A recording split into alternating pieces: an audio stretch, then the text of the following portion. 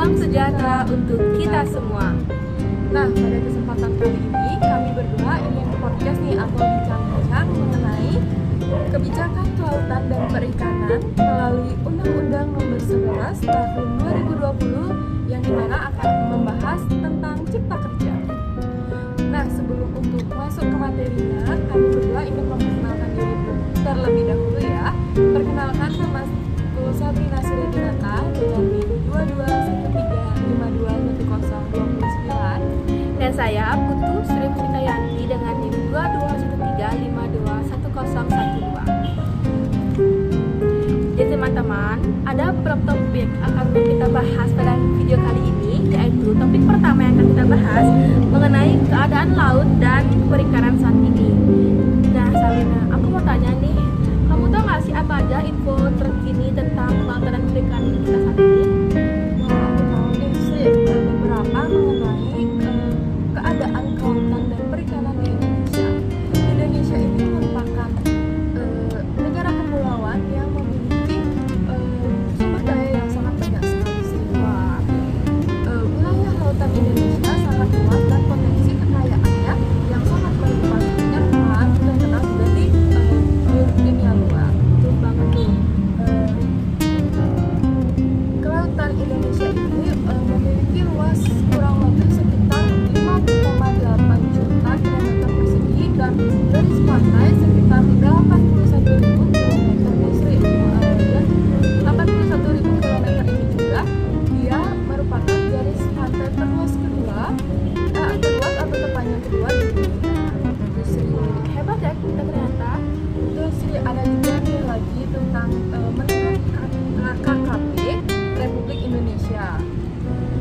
Menurut KKP Kementerian Kelautan dan Perikanan Republik Indonesia, perikanan Indonesia itu memiliki potensi yang besar sekali nih untuk penghasilan perikanannya sebesar 12,54 juta ton nih perikanannya. Wah, sangat banyak banget bukan? Baik banget teman-teman kan? Ya sih. Nah, aku udah ngasih tahu nih mengenai keadaan kelautan Indonesia. Kamu tahu nggak sih bagaimana sih potensi kelautan yang ada di Indonesia itu? Tentu aku tahu lah teman-teman. Jadi potensi yang kita miliki itu sangat banyak banget di Sabrina dan sangat berlimpah tentunya. Banyak sih. Ya, hal itu dikarenakan lokasi yang kita miliki sangat strategis. Kita itu ada di antara benua Australia dan Asia, serta di antara Samudra Pasifik dan Samudra Hindia. Dia memiliki potensi yang banyak dong itu. Iya, betul banget Sabrina. Terus sumber daya kita ini ada dua Sabrina, sumber daya hayati dan juga non hayati. Dan sumber daya ini jika dimanfaatkan dengan baik dan benar, tentu akan mendapatkan hasil yang besar juga Sabrina. Ya. Terus, oh iya Sabrina, aku mesti tahu juga kalau wilayah Indonesia itu semakin luas, maka potensi yang kita miliki akan semakin banyak juga. Dan salah satu potensi yang kita kembangkan itu pada terumbu karang. Oh, berarti juga banyak ya di Indonesia ya. Oh, begitu ya sih. Nah, menurutmu dilihat dari potensi-potensi itu tadi, bagaimana sih pengolahan dan pembudidayaan perikanan di Indonesia itu?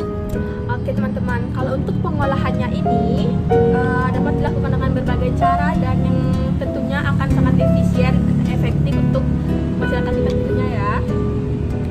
Selain itu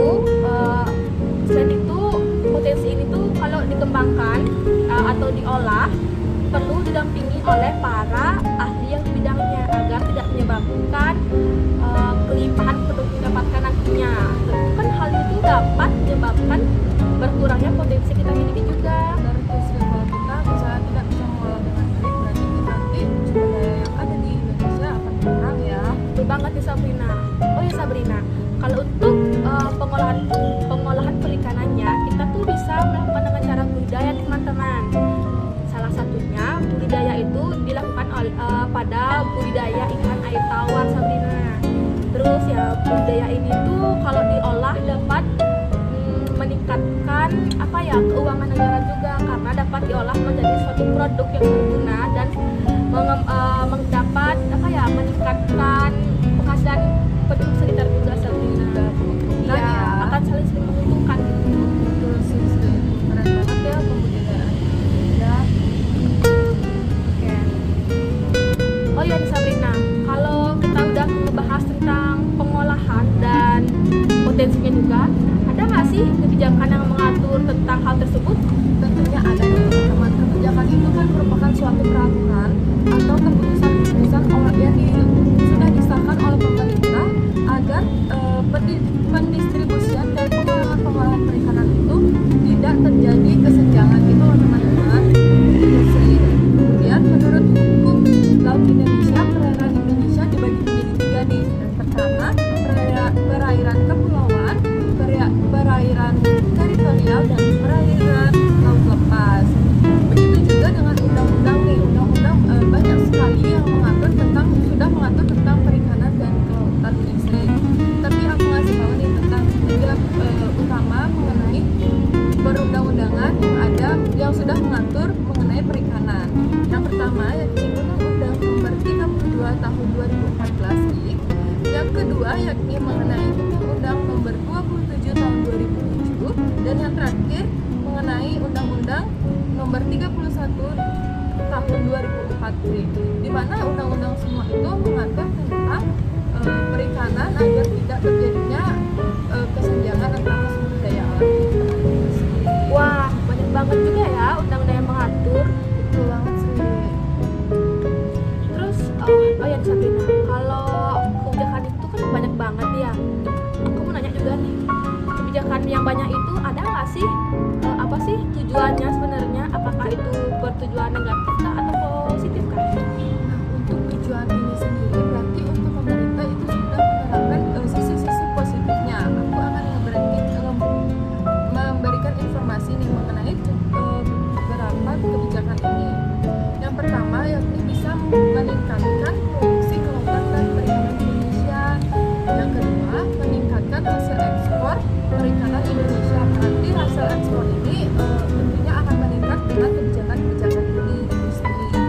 Kemudian yang ketiga ada meningkatkan kesejahteraan masyarakat perikanan. Berarti masyarakat yang ada di perikanan terjun langsung ke dalam perikanan itu juga mendapatkan dampak yang positif tentang kebijakan-kebijakan ini. Tentunya yang terakhir mengenai tentang meningkatkan lapangan kerja di bidang kelautan. Jadi untuk kita generasi yang akan datang dan generasi yang akan meneruskan mengenai kebijakan kelautan ini sangat diperlukan karena bisa meningkatkan lapangan pekerjaan gitu sih. Berarti kita tuh turut berkontribusi juga ya Sabrina ya sebagai generasi muda di bidang kelautan perikanan tentunya. Betul sih. Jadi kita nih sebagai generasi muda harus melihat bagaimana sih potensi perikanan kelautan di Indonesia dan ikut berkecimpung langsung terjun ke lautan Indonesia. Oke, aku setuju banget sama kamu Sab. Betul sih. Wah teman-teman, begitu nih bagaimana tentang kebijakan kelautan dan perikanan yang ada di Indonesia. Setelah kita bincang-bincang tadi, aku akan kasih kesimpulan nih. Berarti kita sudah mengetahui mengenai keadaan kelautan yang ada di Indonesia, kemudian potensi kelautan yang ada di Indonesia, ketiga mengenai pengelolaan sumber daya yang ada di Indonesia yang cukup sudah modern dan sudah mulai berkembang, serta kebijakan-kebijakan yang ada, kebijakan-kebijakan mengenai perikanan dan kelautan yang ada di Indonesia.